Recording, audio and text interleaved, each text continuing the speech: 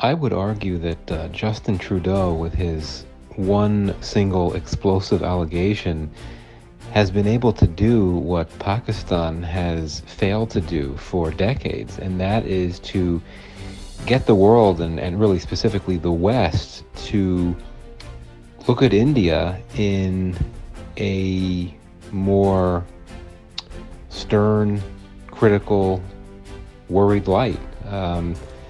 I think that for the last few years, as the West has quietly grown concerned about threats to rights and democracy in India, there hasn't been a willingness to really confront India or even direct criticism at it, just because of strategic imperatives that we all know about.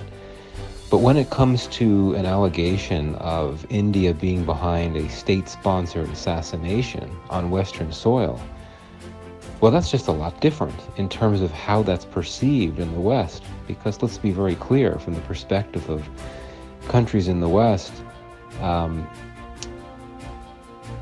sure, they could be concerned about threats to rights and democracy in India, but those things are not considered direct threats to countries in the West, not considered threats to security interests. But when you're talking about the possibility of a state-sponsored assassination on Western soil, and in the case of the U.S., one that, if India was behind it, took place just to the U.S.'s north, well, that really hits very close to home in a very literal sense.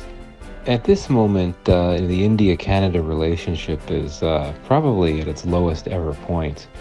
And clearly, had Trudeau not gone public with the allegations against the Indian government, the crisis wouldn't be nearly as bad as it is now. For sure, India and Canada had been experiencing significant levels of tensions in their relations for a number of months, particularly as Sikh activism, including demonstrations of support for Sikh separatism in Khalistan, had been increasing in Canada and in several other countries around the world.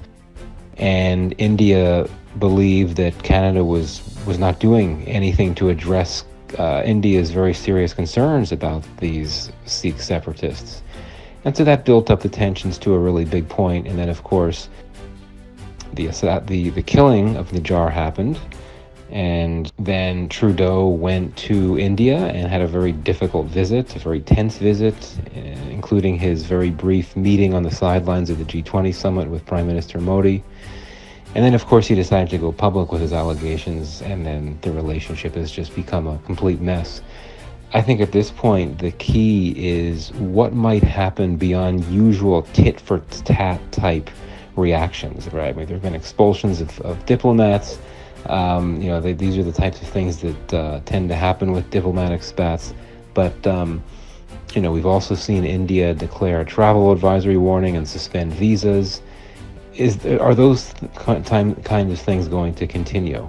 Could India go further? Could it, for example, reduce security at Canadian diplomatic facilities in India? What about Canada retaliating by doing more things, such as by, for example, not allowing Air India to fly into Canada? There are direct flights from Canada to India.